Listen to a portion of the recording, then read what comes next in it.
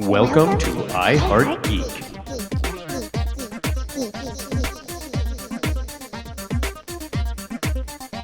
And welcome to another episode of I Heart Geek. It is the final Falcon and the Winter Soldier. Yeah, some people might say that's a good thing. Some people might say it's a bad thing. I enjoyed this series mostly throughout the entire thing. I mean, you can find fault with anything. This was a good series. And thank you, Disney, for giving it to us.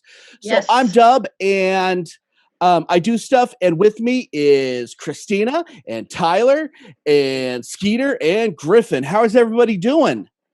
Doing good, excited. Good, but a little sad that it's over. Yeah. I'm good, and not necessarily sad that it's over. I think it's definitely pushing us in a new direction, for sure. For sure. I'm excited for Loki. Yes, so am I. With that being said, this series has been picked up for a second season, and it's supposed to lead into Captain America 4. I can see a huge difference in the writing when they think they're going to get a second season versus when they don't. And I think that they write better for single seasons because they don't have to worry about carrying a plot through. Again, yes, we usually don't say it, but like you look at WandaVision, it was made for a single season, and the writing was just incredible because there was nothing hanging at the end. Well, right, much, except for where Mephisto.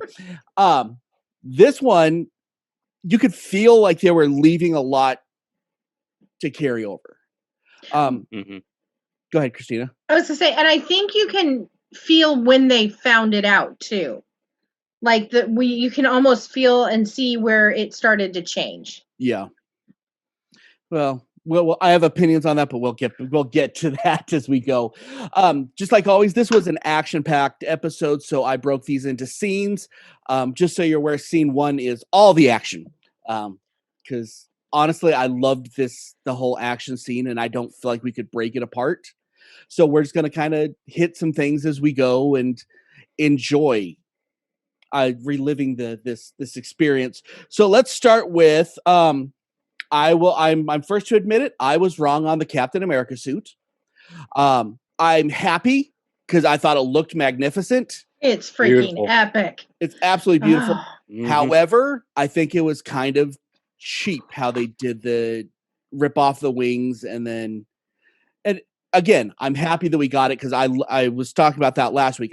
I wanted to see the real new cap suit with the wings, but I was wrong. It's okay. I was thinking too, because he left them with Torres, so it's Falcon. Yeah. He will be the new Falcon, and we're definitely set up for the Young Avengers. I saw him do an interview, and he definitely danced around that question. Trying to ask if there's something coming for him in the wings, and he said something like, "Oh, I'm sorry, your connection's breaking up. I'm not hearing you." Well, he's better at that than Tom Holland. Right? Yeah, I thought the reveal was a little weak. Yeah, I love the suit. I wasn't happy with the reveal. It felt like, hey, he's flying. Okay, well, we all know what that's going to look like. Yeah, I wanted to, not see the suit, and bam, he's there. But flying over, I'm coming in, and it's like, oh, okay, okay, there must have been wings in the box. So, Griffin, how did you feel about that reveal? I thought the flying in when he threw the shield and you just see his wings all spread out really cool. But when he rolled in and it was just kind of like, I kind of wanted, I know this is universe, but all the Batman films, you never see Batman just like in his suit. They always wait like 5 minutes and then boom, they'll do the huge reveal. I kind of wanted when you see Falcon flying over and they're all, he's here, like get ready. I liked that. Okay, build up. I wish there was a little more build up with the suit and him. I was expecting that. Yeah, no, and I agree. I think that's how they should have probably handled it. But it was an hour-long episode that I think they can only do so much. But I would have preferred that that you don't even see him flying, that goes about five minutes into the episode, and boom, he does the hero plant with the wings. That would be, but I'm not. Love the suit, though. Like if they'd had like a skylight instead and he dropped in, that'd have been pretty epic. Yeah, they did completely nail the suit. I think it was perfect. I don't think you could have done that better. didn't think they were going to go with the whole comic book white lead up to his head. I thought they were just going to leave it and just have his goggles the half and all cowl. that. But I love the half cowl. I think it looks great. Yeah. Well, It's go ahead, Tyler. I was gonna say it's kind of like a you got a little mix of Cap and Iron Man now. Mm-hmm. Yeah. You know, with the dual Red Wings and everything. We'll get to that, but he kind of showing you now that Tony's gone and Wakanda's gonna pick up the slack for technology now. You know, Yeah. they kind of made that statement there. Well, yeah, the statement's been made. We're definitely not in phase 1 or 2 anymore. Yeah. All our original loves are gone. It is what it is. Not upset by it because it has to happen, and this is what they should do to more comic book characters. I don't mind if you pass the mantle as long as it's passed right. Comics has a bad issue of not passing correctly. And that's not the MCU universe, that's not DC, that's everybody. They have a problem of, well, we're going to make this guy into a green alien now. I'm like, no, that has nothing to do with the character.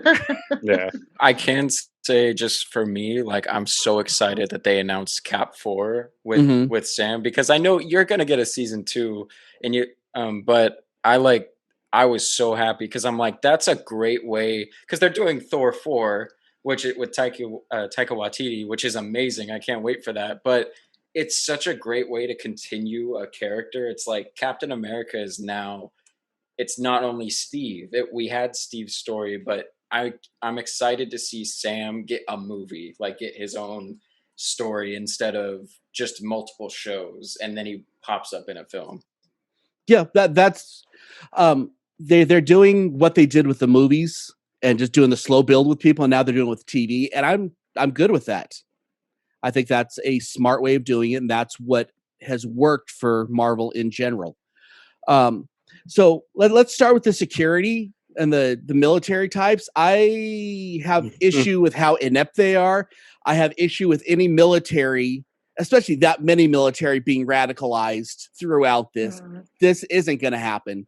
That's one of those. Yeah. I don't know if that's just a personal thing with me, but it's not going to happen, and it takes you out when you see that much military doing it. I think the way I actually looked at it wasn't, I didn't see them as military. And then we were talking about, like, you know your units, but these are literally a ton of delegates from all over the world. So it wouldn't be that hard to filter people in and, oh, I'm with this one, or oh, I'm with this one. But I also think that it was too orchestrated for how quickly they planned it. Yeah, well, because they just whistled and it was good. Yeah, like everybody knew. So I know what to do now. Okay, I thought and this is the end of my complaints for a while. I thought the phone call. We'll get to them later, but the phone call I thought was a bit obvious. I thought it was so obvious, good, but I'm like, is Bucky that stupid? I don't know. Skeeter, what you think of the phone call part? So I definitely think, like, I don't know. This was one of those things where the guy doesn't typically deal with this end of things. Like, Bucky doesn't deal with that stuff. As the Winter Soldier, he didn't deal with, like, this, what's the word I'm looking for? Kind of negotiations piece. Yeah. Like, literally, he walked in, killed everybody, walked out. That was his gig. So now he's like trying to talk to somebody and get this conversation going, try to figure out who they are, talk her off the cliff a little bit. That's not his forte. Obviously, he totally got played and was like, oops, at the end, but he's like, okay, I can fix this somehow. But yeah, definitely not his ball of wax, as you can obviously see. But, he made up for it. Yeah, and this is one of those when I talk about when the writers don't seem to know the characters well. This is a glaring moment of it. There's ways they could have stalled him without that, because that would be, even what they've written, that's more Sam than it ever would be Bucky. Yeah, putting somebody else at risk that Bucky had to save would have been a better way to delay Bucky. Exactly. That's the only thing that would have really helped. Well, you can see that he was trying to use a little bit of what he learned in therapy. It seemed like, trying to pull some of that out. It just, like you said, he's not an ex counselor, so it wasn't going to work. I just thought it was real, like, how well does she actually know her enemies when she's asking him, have you ever fought for something bigger than yourself? I mean, come on, it's Bucky. Look what he's fought against, multiple times he has. Well, again, they didn't build her up as a credible enough threat because they were trying to give her sympathy from the beginning, and then they made her evil. Yeah, and then they tried to make him sympathetic again. Yeah. Is. I was okay with the sympathy stuff at the beginning, but the minute she made that decision in episode 3, we were done, and they needed to just keep escalating that evil and not back down from it. Yep. And then the action starts, and I'm good for the next 15 minutes. I'm happy, and you're not going to hear me say any complaints. Okay, so Sharon's gas was hardcore, and that was so in this new character of her. Actually, and that was in, I think, even the comic book character of her, because she doesn't care about her enemies. She's not going to torture people, but she doesn't care about her enemies. And I thought that scene was that was almost a Han Solo scene for her. Or her allies. I mean, that dude was working with the Flag Smashers. She was working with the Flag Smashers. So. Kinda. Using them. Yeah. So. That gas scared the HE double hockey sticks out of me. That was gnarly. Yeah. That was crazy. Yeah, Indiana Jones. But I thought it was a good character building moment. And how smooth she was when she did, and she just and she had a little smile about it. Well, he's not going to be an issue anymore. We're okay. And can I point out something that I noticed? I don't know, could be nothing, could be something, but it's what I do. When they threw the little gas grenade to get everybody out of the room, that thing was glowing green, a lot like the round grenades we've seen Hobgoblin wheel in the past. So. Well, I'm not wondering if I don't think it would be because somebody's involved like that. Because those are all smoke, and the Hobgoblin stuff isn't just smoke. It will definitely kill you always. Oh yeah, but still, they're making weapons. If Osborn's involved somehow, that'd be fun. That would be a lot of fun. A lot of fun. But as I said before, don't set your heart on some of the stuff that you hope to see, because we felt our hearts broken already. Let's feel it again. I'm going to set my heart on everything. Come on now. Let's talk. Let's talk about show up next season. I hope. Let's talk about the helicopter scene, the new pilot. We're going to kind of just wrap all that into one part right there. Epic. I thought that was that was such a great scene. I mean, when they're doing the chase, and how the bad guy helicopter will definitely kill other people. They don't care. It's not, they don't deserve sympathy. And then the pilot, hey, find me, do any of these guys have flight experience? I thought that was just brilliantly done. That was so Iron Man too. And it was like, nice. Right. Let's get your thoughts on the helicopter scene. So obviously we get introduced, back to Red Wing. We're playing together. This is super cool. Except for, we've got a little bit more tech, a little bit more, as you said, Iron Man-y kind of stuff, a little more Stark type inventiveness, but using the Wakandans, which I'm super excited about. But I think how that whole thing played out, I mean, it took us back to that first episode with the whole helicopter getting around, doing things. I mean, he's smacking, Cap around with the blades. He's pushing him off, just going crazy with it. But then when he says, find out if anybody on board's got flight experience or can fly a helicopter, I was like, wait, what? And then it picks her out of everybody in the hell, like it facial recognitions, everybody. And it's like, boom, she's got it. I was like, oh man, what's going to happen? Now with that, what I think is really fascinating is this is the difference between a John Walker Cap and a Sam cap. John Walker's going to destroy the helicopter and do what needs to be done. This guy's going to figure out how we're going to save the hostages while taking it out. You mean and a I true think, cap? again, this is why... I like that, Tyler. Say it again. So you mean a true cap? Yeah, full on. Like, John Walker's not Keanu Reeves in Speed. He's not shoot the hostage kind of a guy, but he's definitely, Sam is utilizing those things and those tools that he's been given. And that's what he does. Like, even from, I would say, that first episode or the second episode, I don't remember which one, when they were in that warehouse when we first meet the Flag Smashers, the first episode. Yeah. Second episode. Right? So, he's using all of his tools to where Bucky's like, no, I'll just run in there and start knocking teeth in.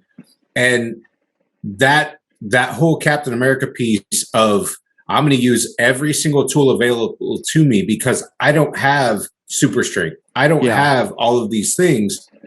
I have to be smart and use what I'm given to do my job as a hero. So I love that part. Yeah. Yeah, this was one of my favorite scenes, but I had one tiny, tiny little issue with it. And what's that? How did the headphones not go with the pilot? Like, because the force that he was thrown, it just was like, and then she just picks him up all casual after she's got the helicopter righted, puts him on, and I was like, no. Now this is like me last week when I had my issue with the way that Bucky was holding his weapon. I'm like, no! And most people don't care. The little stuff bothers me. And Christina kind of understands that now. It's like, because it's in the script. Because I wasn't here last week, but the Bucky and the holding, it made me crazy. Yeah. So. Yeah. Okay, next part of this. Once again, Carly is evil. She is bad. She wants to murder people. It is no longer, we got hostages, we'll kill them. Who cares? Her words exactly. And the rest of her people were like, She had to force them. To join in that moment. Yeah. So, don't treat her as a hero at all. She is evil. Okay, I just had to get that out. And I feel a lot better getting that out. Man, they could have turned, though. I mean, come on. Oh, no, against her. Like, if they really weren't on board. You got three of them that clearly were in agreement that they didn't sign up for that. What she got on them, But let's be honest, they wrote all the rest of the people as really weak. Mentally, they're not. They're followers. They're not alpha at all. Mm-hmm. She's an alpha. Yeah, the only two alphas they killed off. So this is the first time that it wasn't talky. Stop talking. It was actually made sense why she made her little speech, which has been a big issue. It got really kind of over the top. We get it. We learned in that last episode that you are evil. We learned before that you're evil. You're willing to kill innocents because, one world, one people, whatever. Like, we get it. Yeah. But she just it was so like, look at me, I'm evil kind of. It was mustache twirling. Yeah. Yes. Full on petting the bald cat kind of thing. Like, I didn't need so much of that. Like, we know that you're the big bad, and that you're this, but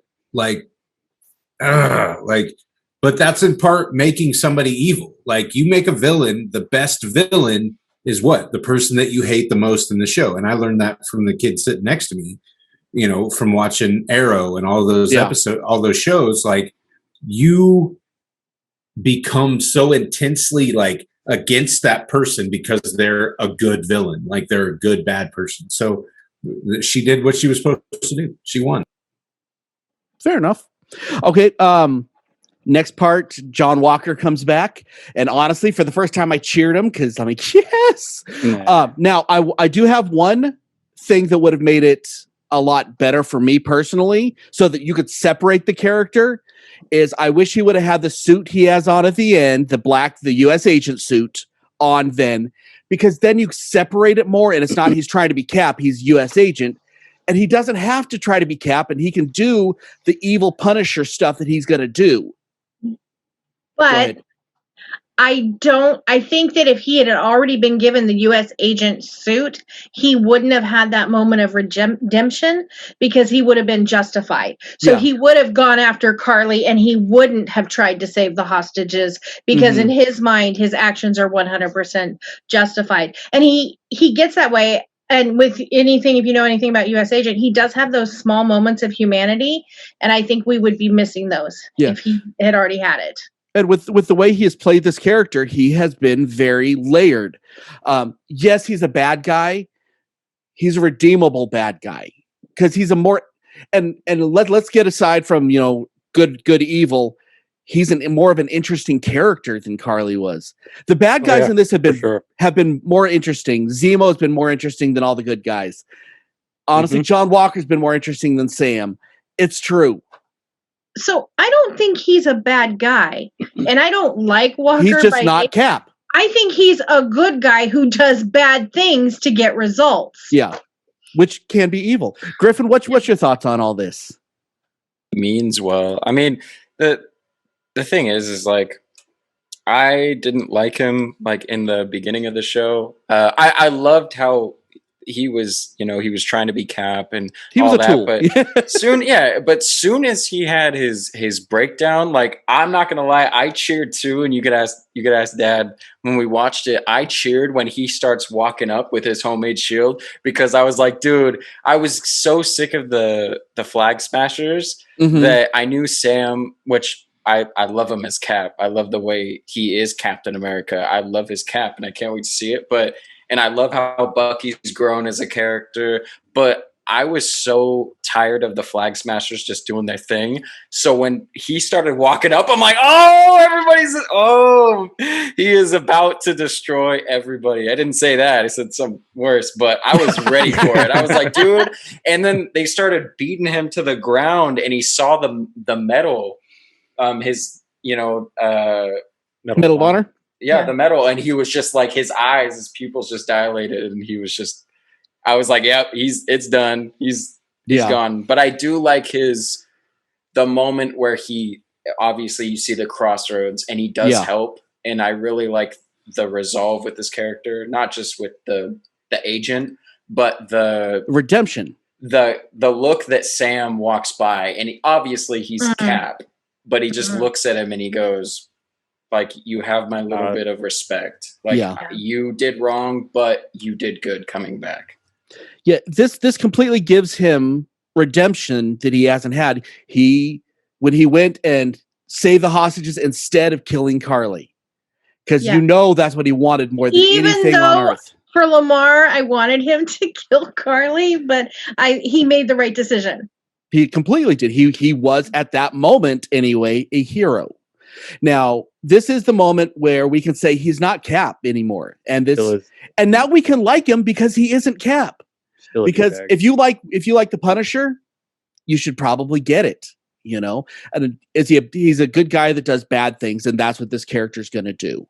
He's Suicide Squad type. He is. As much as you love it, he is a means to an end. I take it back. Just for you, Dub. I take it back. Okay, now let's go on to what I called scene 2. This is where the warehouse goes, and this is when Dub gets less happy. However, I will say this, the fighting in this scene was fantastic. I think that actually, before we get to the actual killings, what do you guys think of all the fights? Tyler, I haven't heard from you in a minute. Up until this point? Through the warehouse, yeah. Oh, no, very enjoyable. I loved it. I mean, this whole episode, man, it's like every 5 minutes, people are getting beatdowns everywhere. That's what this show should have been. Yeah, exactly. No, this is what I expected going into it. Coming from WandaVision, it was so calm and everything. I was like, oh, man, here we go. But they let us down a couple episodes, but they definitely made up for it. Yeah. It was the fight choreography and everything seems to be pretty spot on. And it's fun. Seeing Cap walk up and get that beat down before we got to the warehouse, I actually enjoyed that quite a bit because serves you right for trying to make another shield. True. But I'm not a fan of the guy, but hey. But you shouldn't be. the whole warehouse scene, it was good, but I have We have some issues. We'll get into it in a minute. Some issues on some other things that happened in there. We'll get to that in a few minutes. How did y'all feel with seeing all three of these? Actually, all four. We have Sharon, we have U.S. Agent, we have Sam, we have Bucky, all working together. How did you guys feel about that? Skeeter, let's start with you on that one. He looks conflicted too. So going back, we hear Sam say, "I called in some help." Okay. Now you called in some help. Okay. Both Griff and I were sitting there going, did he call those two in? Sharon? Who did he call? I thought he called Rhodey. I thought he called War Machine. I was like, let's do it. That would have been awesome. Yeah. So that's what I was kind of going that direction. I'm like, okay. And then Sharon shows up and I'm like, what's happening right now? And then all four of them working together. Like, so I'm thinking, okay, so we saw the conflict with, mentally, emotionally with U.S. Agent. We see that there's now this nod, this agreement with each other. So we're like, okay, we get that. And then Sharon's there. But we kind of know that there's something going on there, but we kind of don't want to really admit it. So to see all four of them work together, I'm okay. But who's working with who's working for who's working against who? I think the relationship between Bucky and Sam changed when he put on the suit. He got the shield. He did what Bucky, he finally fell into Bucky's, mindset, I guess. Yeah. That may not even be the right word, but he fell into Bucky's ideals with Cap, with Steve. Like, this is what Steve wanted. This proves that I am a good person. Because what did he say a couple episodes ago, right? Yeah. If you give up the shield, then what does that say about me? So now we're seeing him take up the shield, take up the moniker of Cap. So we're good. But now all four of them working together, I'm like, what just happened? Like, are we creating this Wonder Twins team? Like, are we good, or what's going to happen? Form of. Wow. I'd like to say, just to add on real quick to that, just to add on to what you're saying, I love how in the thing that made me so upset in the whole series was how conflicted Sam was and about everything, which I loved it, but it was a little too much. I thought he wouldn't. Agreed. I thought he wasn't going to take the mantle, and I knew Bucky wasn't going to take the mantle. So I was like, dude, is anybody going to be Cap? Probably not. I wasn't expecting him to do it, but I love it when he walks in and you just hear the guy go, Sam totally cuts him off. He's all, who are you? And he's, I'm Captain America. Like, and he just keeps walking, like how assertive he was. But yeah, just to add on to Dad's, who they are and the relationships, I think it was a powerhouse. So yeah. Okay. And then next scene, the cat's out of the bag. Sharon is the power broker, and they have to say it 12 times. Yep. No, she's not. That's okay. No, okay. Well, she's probably not, because it's a scroll. I hate she didn't scrolls. say she was. Everybody else kept saying it. I think she definitely proves it at the end. I don't think there's really a question in that. I don't know about that. I don't care. I don't think. Sadly, that post-credit scene didn't prove that to me either. Who's she calling? We don't know. She's definitely a traitor. I mean, there's no question about it. Yeah, but I still think she's working for the power broker or with. Fair enough. I feel like I missed that whole plot in the show while watching the show. Everybody was like, "Who's the power broker?" I'm like, "What? Did I miss something?" It was built up actually more than it should have been, honestly, because it didn't really matter. And this is going back when not yet. When I talk about issues with the writing, this is the kind of issues that I have with the writing. Again, if you enjoyed this show, don't let me talk you out of liking it. But I thought there are some definite writing issues in this. You said it being the power broker. That's one of them, I think. You said it best, Dub. If you're getting a second season, the writing is not going to be as strong as it should.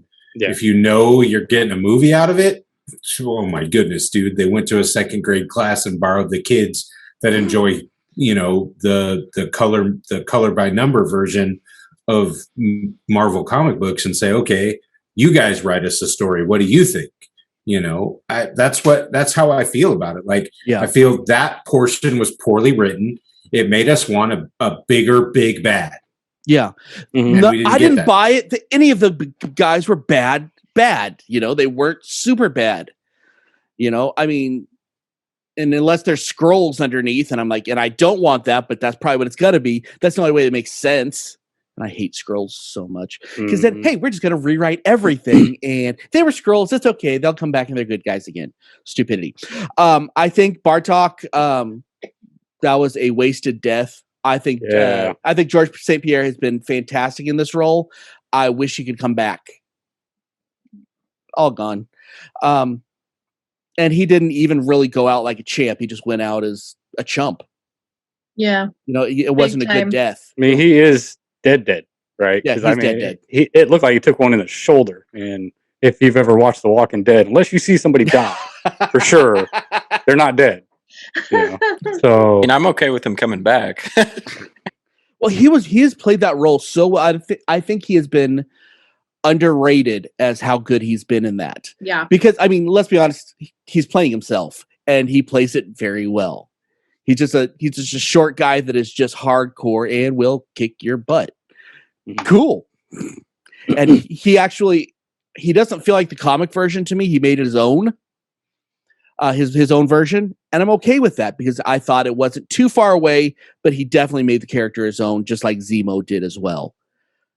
Because, I mean, I don't care about the comics Zemo either, to be completely honest with you. Ooh, I don't. Ooh. I never have.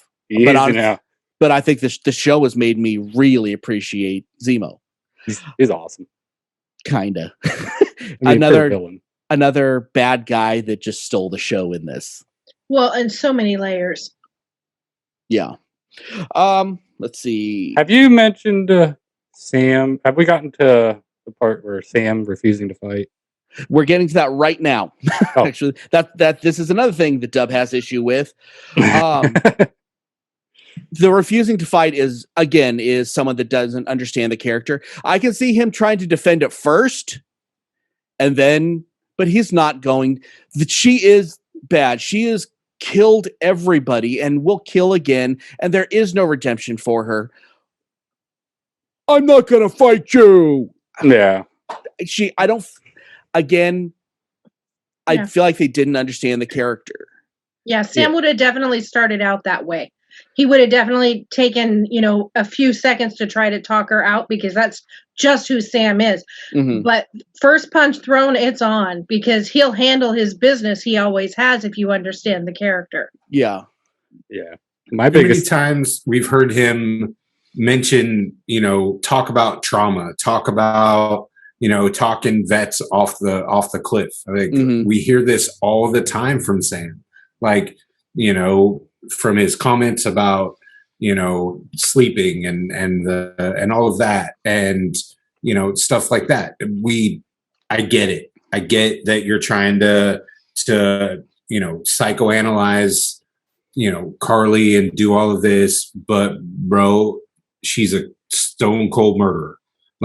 She's killed innocents, and I'm sorry. With no remorse. There is no remorse there at all. None whatsoever. And there's no second thought. Why you would even do that. That's where you can see the writing piece in this.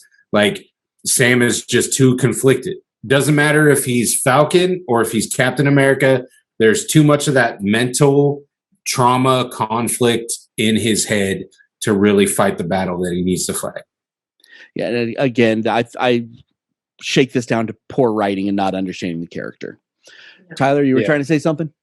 Yeah, I feel he was just and there's the writing. He's just holding on to that. Oh, she's a misguided teenager and all this, and thinking he can bring her back from the weeds, and she's too far gone. And my biggest thing was, dude, even Captain America fought Tony Stark in Civil War. They both had their things they believed. They're both obviously not in agreement, and even Cap fought Tony, and they were friends. Yeah. I mean, come on, you're not going to fight Carly. That was one of the major things in this whole episode I bumped into. I didn't like it. But hey, beyond frustrating. That's great. Because he almost died because of it. No, I think that's a great point. Coming from everybody, especially Tyler, about like Steve. I think what I like that sets apart. I'll be the devil's advocate here.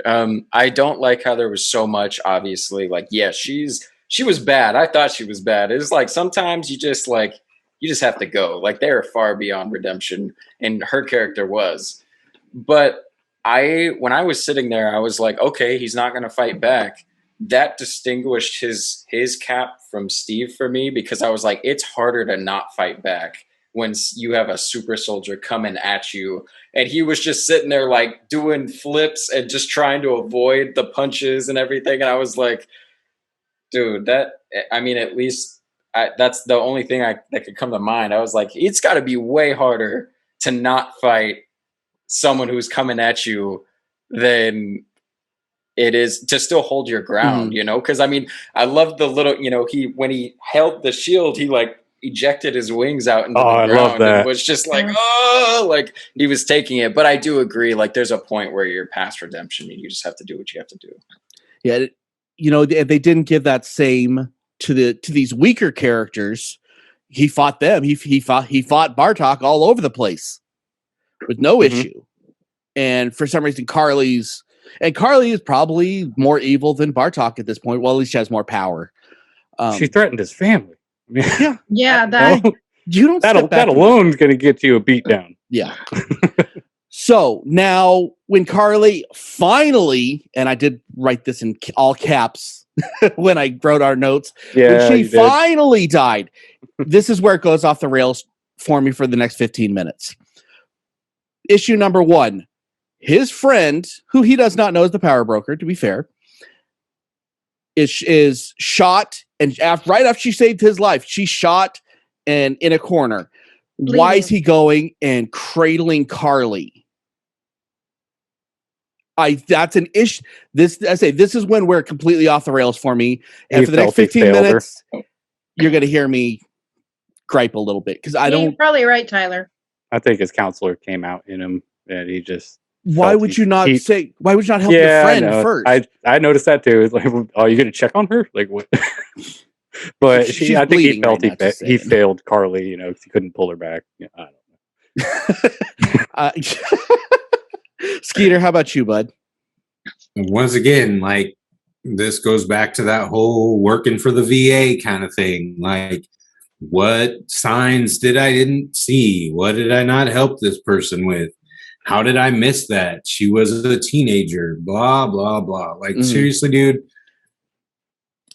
this teenager blew up a building.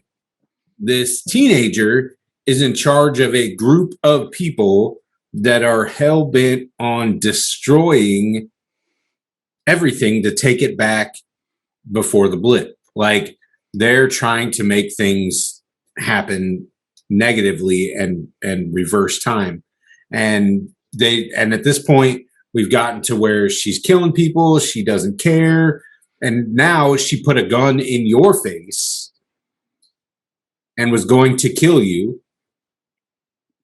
However, you're going to be cool with that and be like, oh no, it's cool. Like I'm still going to help her, knowing that the person you called for help apparently is now got a hole in her and she's bleeding. But this person is the one that you're going to go to. I didn't get it. I like you said, like this whole section going forward, it lost me. And I'm just sitting there going, why is this happening? Yeah. And I think this is where the beginning of the fill starts for this episode, because they ran out of stuff to do. Kinda, yeah. I felt like it honestly was some of the best action in the beginning and had a very satisfying end, in that middle part was filler. It honestly took the characters back to all those that character development I felt like just got torn to shreds. Christina, what about you? What do you think about that part? So I used to work with teenagers, and I 1000% understand not wanting to give up on them. But there have been plenty of times in my life where I've had to shut that door and move on, and he didn't. And if they would have even they could have done something as simple as him going over to Sharon and having Bucky show up right there. And Bucky's like, I got her. And then going back to Carly and having that feeling. That's the piece that they miss. I'm actually okay with him feeling remorse and not being able to help this person. Because when you work with somebody on a regular basis, you do feel like, what could I have done different? But they're missing that critical piece of Sam being there for his friends. As a human. As a human, right, and doing the right thing, and they could have adjusted that so easily, and there was no reason for him to fly in with her in his arms, like she's Sharon, like he just lost this friend. Yeah. I was so upset at this. I was literally upset at that moment. Yeah. Well, I took that scene a little different than you guys. I feel like they gave her a hero's reception at her death, gently laying her down in front of everybody. This is your martyr. And this is, honestly, I could have taken this next scene a lot less as an irritation if this didn't happen. I mean, Sam could have still had his speech. Shortened it, yes. But he still could have had his speech, and it's not going to bother me. Once he did that, I'm like, I can't. Tyler, you said you took it differently? Yeah, when he came flying in like that, I kind of, I mean, I can see where you're coming from. Like, I kind of agree a little bit with it, but at the same time, I took it as more of he's showing up to show all those senators and delegates and stuff. This is what you're producing. This is repercussion of what of your actions and the things. I didn't think about it that way. Passing, and the speech afterwards kind of led me to think that. Yeah, it just felt very forced. Again, I put this up to the writing. You could say everything that was said with better writing and more subtlety, but this was just like brr, brr, brr, and that's. I mean, I get it, but a better writer could have made the exact same points without making it feel like you're being preached at. Yeah, I didn't mind the speech at all. I just thought it was longer than it needed to be for purposes. My gosh, it was so long. It was a long speech. It was long, but I absolutely love that moment. And actually, I'm backing up a little bit because I thought it was here, but I think it's further back. When the guy's like, "That's the Black Falcon," and the other guy's like, "Nah, that's Captain America." Yeah. And I thought that was great. Those were moments that I loved on this. Mm-hmm. Whether I want to accept Sam as the Cap or not, I'm just kidding. Speech wasn't terrible. It was because it went so long. It was just. He wasn't wrong, but yeah. He got to a certain part and was like, man, that was a good speech. Oh, we're still going. Oh, you're still going, and now you repeat it again. Gotcha. But I mean, he wasn't wrong. This show has always been about racial injustice, power structures needing to be changed or reformed, the government using perception as a tool for shady business, and he's kind of bringing light to a lot of that. But again, there is subtlety. There is subtlety that I think is important when you want to make a point. Yeah.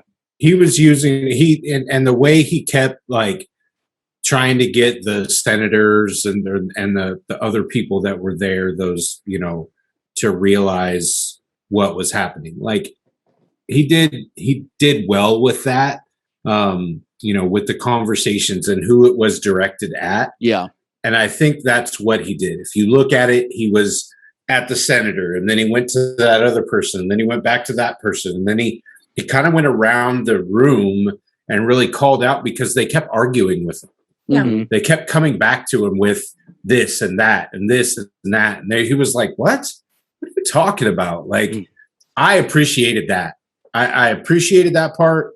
But like I said, this was another piece of what we've seen, what we're becoming more and more accustomed with from Disney, Marvel Cinematic, and going back. So, I mean, I think we should kind of make a comfortable chair because this stuff ain't going away. No. Yay. Sorry. If they just would have kept the pauses out, I think it would have been perfect. That's what was really too long for me, were those pregnant pauses before somebody would start to argue back with him.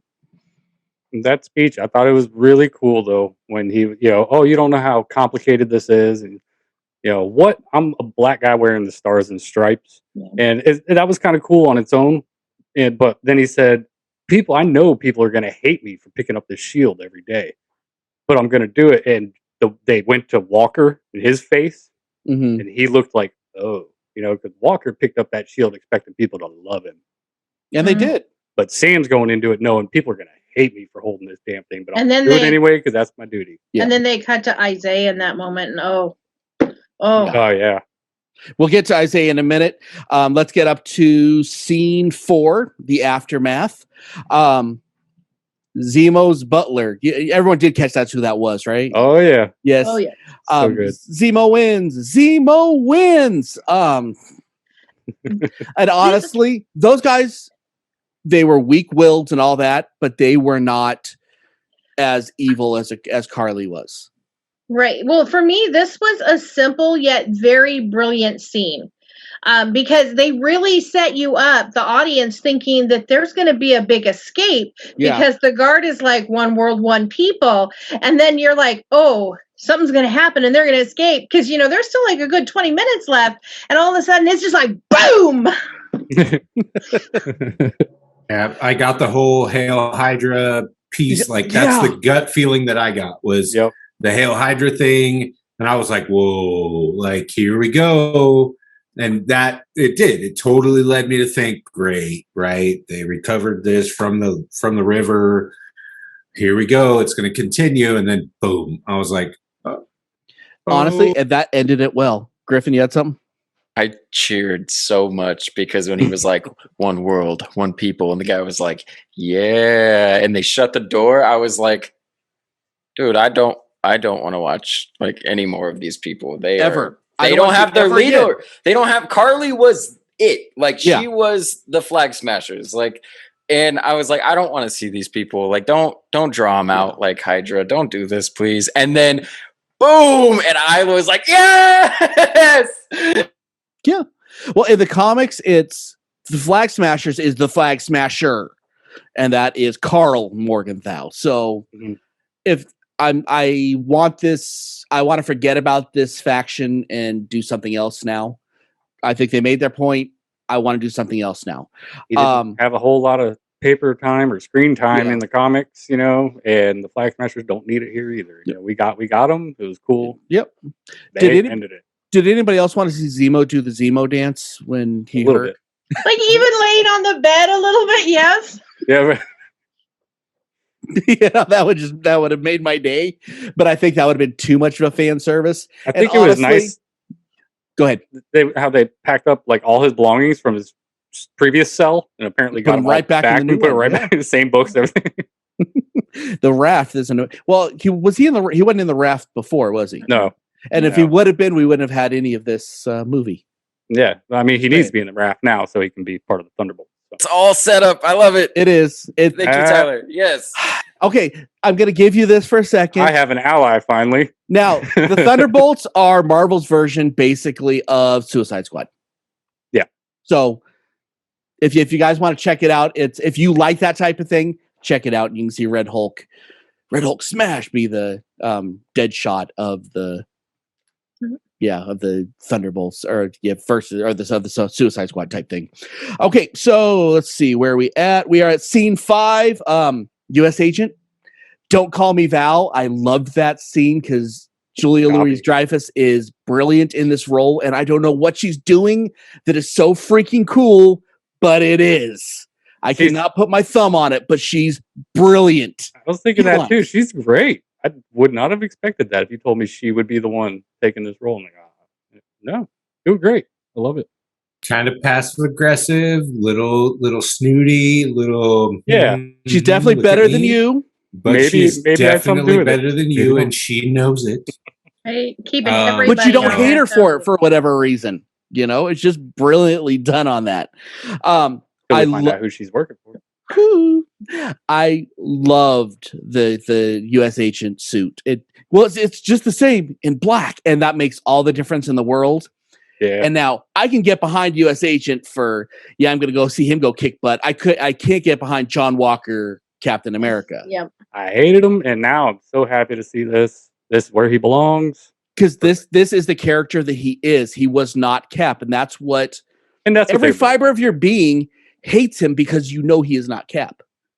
Mm-hmm. So this is, Dub can, really go back. Like, we know, and I mean, I'm sure you guys know too, that being military, being Navy, like, you don't get to be this amazing, powerful person in the military without doing some shady stuff to get there. A lot of times. Yeah. I mean, there are some people that have that were great. I mean, name one. You had Colin Powell, you had, all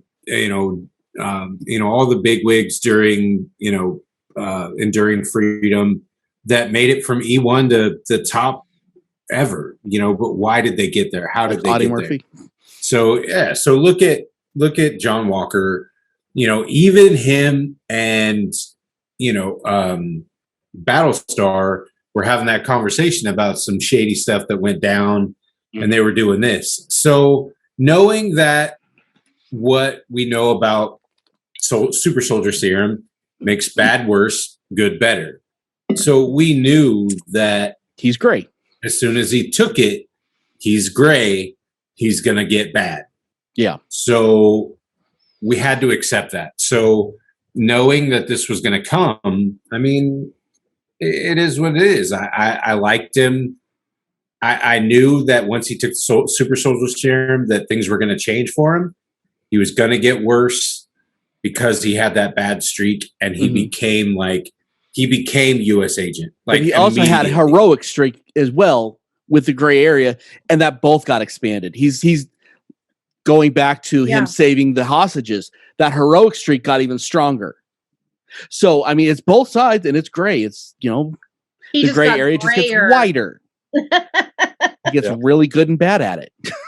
And that scene of redemption when he's pulling him, it was funny because he's pulling that truck back, to save him and stuff. As soon as they showed him doing it, you asked my wife, I said it out loud. I'm like, I don't care. Still hated the guy because he's trying to beat Cap. And then I saw him in the U.S. Agent. That whole scene was perfect. Yeah. He comes out and it's the same, but black. He's all excited over his outfit. And, well, wouldn't you be? Right. Yeah, right. It's just right where he belongs, and he's still serving. He's just going to get to do it his way. And he has no business next to Bucky and Sam. So Cap, he's going to take his rightful place. Cap can't be the guy that takes orders. U.S. Agent is the guy that needs to take orders. He's going to take orders from his chain of command and get the job done the best way he knows. That's U.S. Agent. Cap has to make his own decisions. That's where the difference is. And then that raises a lot of questions about Val. He's got to take orders from his chain of command. Who is Val? I don't know. Anybody knows about some Russian Hydra? He's brought him that suit. Okay, let's get on to scene 6. So we got to kind of move it a little bit. Amends. Great closure from episode 1 with him talking to the father of the guy he killed. I thought that was a good moment. Sebastian Stan was genius in this moment. Yeah. When he says it and his voice is breaking, I just bawled. Yeah. Like he did. Oh, it was genius. Yeah, it was. He played this part 100% perfectly.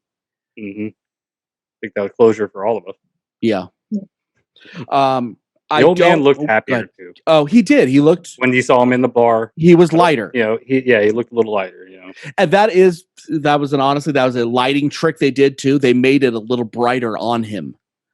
It was just because I was paying attention. They made the lights are brighter on him than they were in the first episode, which is like a neat trick. Like Sam told him, he did the work. Yeah. And then finally, I don't think that he should have I understand why they did it, but he should not have given away the book because that's still what he had of Steve. I understand why they did it. I understand what they were saying. I get it. I have an issue with that personally because that was the last thing he had of Steve. But Steve's right here. But still, there's something about having that tangible thing. I think it's because one of the reasons he had Steve's book and one of the reasons he wrote all of his amends in that book is because he wanted to be like Steve. He wanted to be worthy of Steve. Yeah. And the point of him giving it away is that this is now a brand new chapter in his story, and he doesn't have to be like Steve. He gets to be Bucky. No, I'd say I completely agree with what you're saying, but I didn't like it because I don't think as a person you're going to do that. Yeah. Okay. Sorry, we're moving so fast, but we got to kind of get going a little bit. Scene 7, Isaiah. This was a perfect closure for this, and honestly, seeing him in that museum, literally, I cried a little bit because he's not as bitter now. He feels recognized, and he is a person again. Yeah, and that's what sucks, with military service and all that. You get forgotten about, and it's like you don't have that, and Isaiah deserved it, and he got to keep it. And now the whole world gets to know, which is pretty amazing. Griffin, what do you think about this Isaiah part? I was very pleased and happy with how they were able to wrap up that storyline, especially from episode 1. They left it for a while, and then episode 5, they brought him back, and I really loved because the driving force for Sam, like that was a perfect. Because everybody was like, do it for Steve. And he's like, well, yeah, he was my best friend, but I don't think I could live up to that. I don't know. And then Isaiah's role throughout the series was just like, no, don't put on that shield. Like, you need to destroy that thing. Don't do it. It'll never change for us, like people of color. And I really liked how they had that moment between each other going, like, I'm doing this because I'm doing it for me. I'm doing it for Steve, but I'm also doing it to prove to you that this is, you deserve this just as much as I do. Yeah. And he, and then the museum just hit it off for me. Like, I was happy that that they did that. I was really pleased with it. It was very emotional. It was the perfect amount of emotion without pandering. I didn't feel pandered to in that moment. There's been moments in the show that I have. This did not feel pandered to. This felt like it was earned. It was earned. 100% necessary. Yeah, it was a beautiful moment of correcting a great wrong. Yeah. Without making it an in-your-face huge issue. Yeah. Skeeter, you want to wrap this one up before we finish up into the barbecue? I just think that, the recognition, there's for those of us that have served or that will serve, there is a piece of recognition. And, since 9/11, thank you for your service is a standard thing. You hear it all the time. Yeah. How do we respond to that as people that have served? Like, thank you for thanking me. Thank you for being the reason I served. Like, the different responses. But when I think about, what I do from going back, I think about those that came back and were spit on, that were forgotten. And those are the ones that I have to thank. As somebody, those guys paved the way for me to do what I got to do. Every signing on the Vietnam vet. Yep. Your dad, was huge in our life growing up. And I think what happened with giving, Isaiah this recognition and, reminding people that there was a group of people during these times in these different wars that were tested, that were taken against their will and test performed and doing these things that never received any kind of recognition or repayment or anything like that. And even when they came back, they got nothing. Yeah. And they gave them that. Like, even though as small as it may be, they got this piece, and Isaiah got that piece back, and he got closure. And that's what happened. It was awesome. I felt it was great, very emotional, and just a strong portion for kind of wrapping everything up with Isaiah, giving it a close. And honestly, I almost felt like this should have been the end. But let's be honest, scene 8 was the barbecue, and I think that was the perfect ending. That was all that had the feels.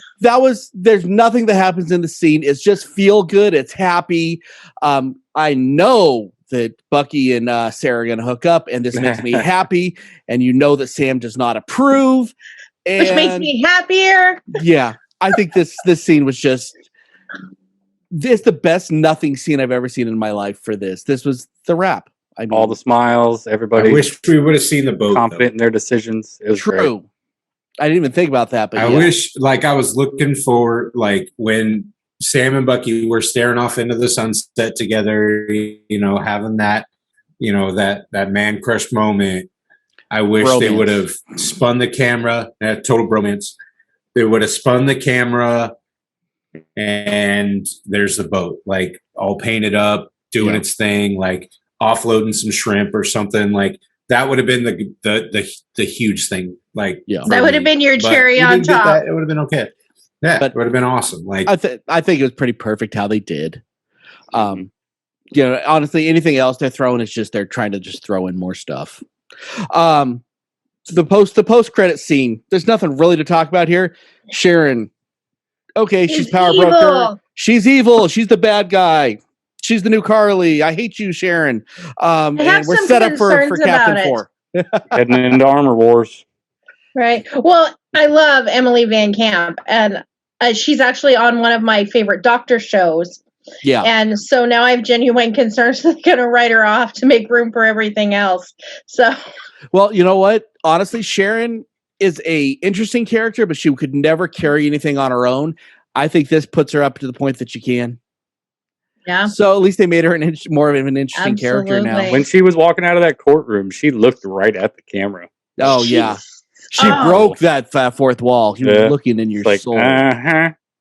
Like, eh. She's like, who'd she call? Who'd she call? Who'd she call? Here we go. Ross. There you go. I gave that to you there, Tyler. No. See, I wasn't going to say that at all. I gave it to you. Or maybe a Russian Hydra agent. Or Fury. Or Skrulls, the Skrull Tower or something. So Thunderbolt Ross was a Skrull the whole time. Could there be a junior striker coming up behind that's creating more Weapon X's? Maybe. That would be an interesting take. There's a lot of things that, honestly, at least this scene opened up a whole new world, more so than really any other scene so far. And this little 2-minute scene did more to further the series than anything else. Now, I'm going to just throw this out real quick. This is what irritates me with the writing, because we said, it's better writing if they write for one season. Now, they could have written this for one season, and that scene, one little scene right there, could have set it up for another season instead of having to write for another season. If that makes sense? Makes perfect sense. Abso-freaking-lutely. Yeah. So they should have written it as one season. They need to write these as one season and then give us that 2-minute. Okay, that booms into whatever you're going to Yep. If they're kind of loading us up for the Young Avengers, I think because of Elijah's story, because he doesn't have super soldier serum in him, he's taking mutant growth hormone. I think that's what the power broker is peddling. Like, honestly, I think the power broker is peddling mutant growth hormone, and because they don't have another scientist to build the super soldier serum, I think that they have the mutant growth hormone, and that's what they're throwing out there. I think that's what they're using. That's what the power broker is all about. And now she has government secrets and government stuff, access to it, because she's back in the game. This is where we're going to start seeing that stuff, because Stryker was what? He was military. Yeah. So that's where we're going. So there's some definitely interesting stuff here, and I'm so glad that, honestly, as much as I've had complaints about this show, but it was still a great show. I mean, real quick, you don't justify it. Give me your grade of the series, starting with Tyler. My grade of the series, I'll give it a B+. Very good. Skeeter. Let me give it a B. Straight B. Griffin? B plus. Fair enough. Christina? B plus, but the helicopter scene was an A. I'll give you that. You know, I give the action scenes in this an A plus. I give the story to it a C plus. So altogether, it's a B somewhere in there. It was a blast doing this series with you guys. I can't wait to do something with you guys again. For sure. Until next time, I'm Dub. I'm here with Tyler. I'm here with Christina. I'm here with Griffin. I'm here with Skeeter. And go to our Facebook, do all the stuff. Go to the Patreon, yada, yada, yada. Most importantly, give to the GoFundMe for Dino right now. Yeah. And until next time, keep on geeking on, guys.